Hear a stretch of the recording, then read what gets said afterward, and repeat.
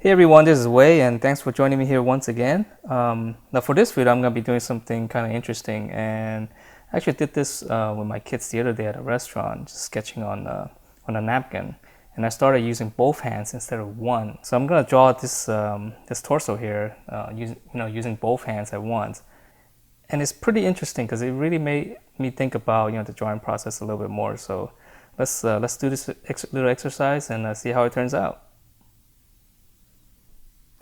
All right, so let's see how this goes. I got basically working with two pencils. They're both 4Bs, and I'm just gonna draw this um, upper body. So let's see how it goes. Now the key is to have a symmetrical drawing, because you really can't draw, two hands, drawing two different things. But it's actually amazingly, it's not that difficult.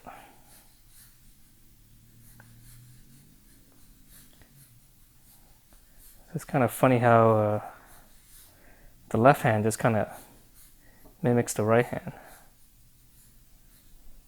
without much thought. Okay, so let's see. Let's go in with some details and shading.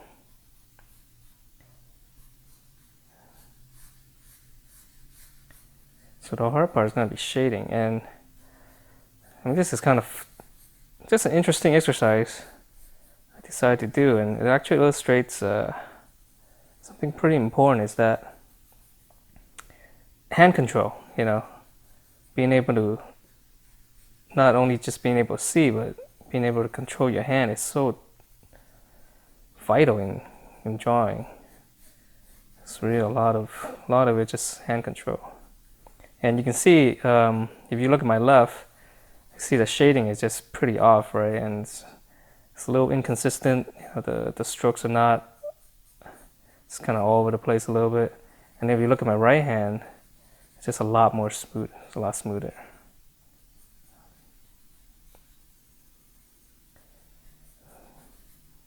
But just like anything, given time, it's gonna, your left hand, well, the left hand could be as good as your right hand.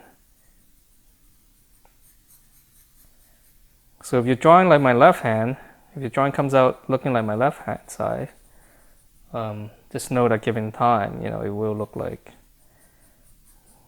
the right hand side. Okay, let's see the neck. It's just kind of interesting how the left hand just kind of mimics the right.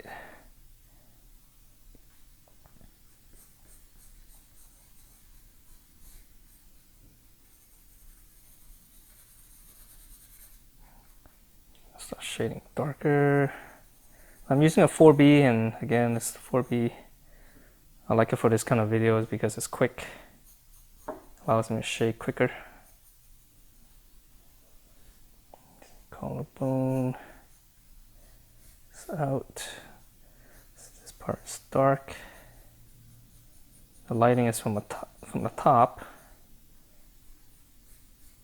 And notice when I'm sketching, I'm just kind of jumping all over the place. It's kind of a good way to go. And I'm looking at my right hand more, and my left hand just kind of goes on almost like autopilot.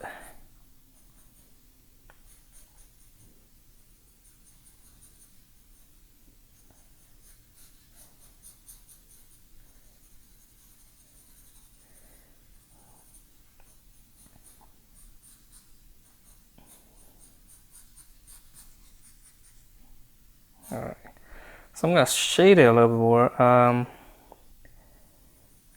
Yeah, it's actually pretty hard to shade. You're gonna have to look at almost both sides at the same time. But it's not impossible. See, my left hand just doesn't have enough hand control. It's really hard for me to cross hatch. Whereas, of course, the right hand is everything's very natural.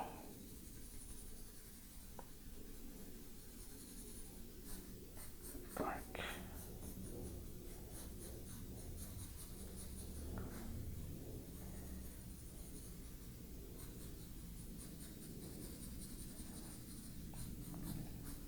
So I'm probably gonna shade this a little bit more, and I'll do the right side just with my left hand. I mean, with the right hand, and then the same for the left side with my left hand, and then I can show you the difference in terms of the, how finally it looks, the final shading of this little exercise.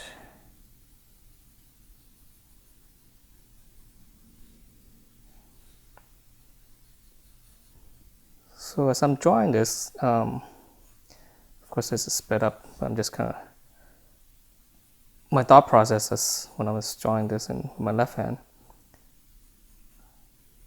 it's very difficult to change directions. Like if I'm shading one direction, I need to switch to like crosshatch, different directions. That's probably the hardest thing with my left hand. So, the best thing to do is, you can rotate the paper, or you can just, tilt your body to a different side and things like that, just to be able to get the correct strokes. That's pretty natural for people to do when they're drawing. It's just, keep moving around, move the paper if you have to. And you see that all the time. Because, you'll notice that, your hand, your arm, likes to move in a certain direction. That's very natural to you. Okay, let's do the right hand now. Whew, Jesus. Almost feels like I can breathe. It's like I feel like I've been jailed up or something. Okay, so with the right hand, obviously it's much more, just a lot easier. And with these bigger strokes, I have a lot more control, And if you're struggling with that, again, it just takes practice, and you'll get there eventually.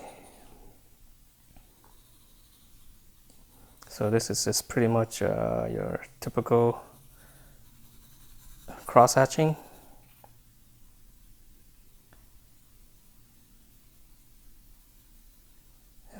And as I'm sketching on the right side, I'm looking at the left, and I actually kind of, don't mind how sloppy the left side is, because there's a certain, I don't know, it just looks very expressive. It's a little bit looser, and it's not bad. Oops.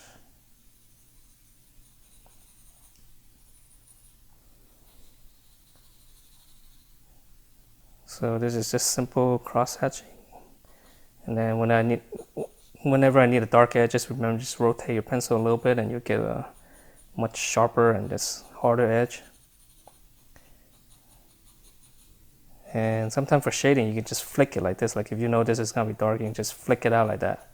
And actually it works pretty well. So you can flick it, like you can flick in. Like here, I can just go like this. It's almost like these kind of lines. You can shade it pretty quickly. And I talk about that on my other videos too. That method of shading.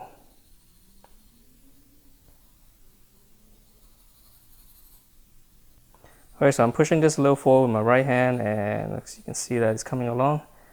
And there's a lot of repetition. Just kind of go in and start refining some of the shapes. And for shading, it's just a lot of these little wiggly shapes.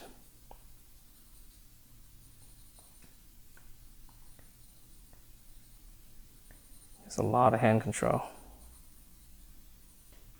Okay, so here is the final drawing for this, and again, using both hands, with the right hand on the right side and the left hand on the left side, and it actually turned out okay.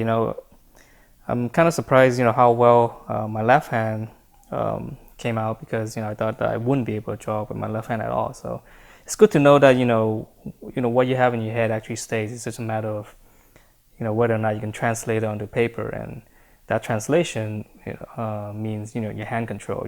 The better you are controlling your hand, the more you're able to translate it. So just just give it a shot and see how it goes, and you'll be surprised at how well it can turn out. So give it a shot, and I'll see you next time.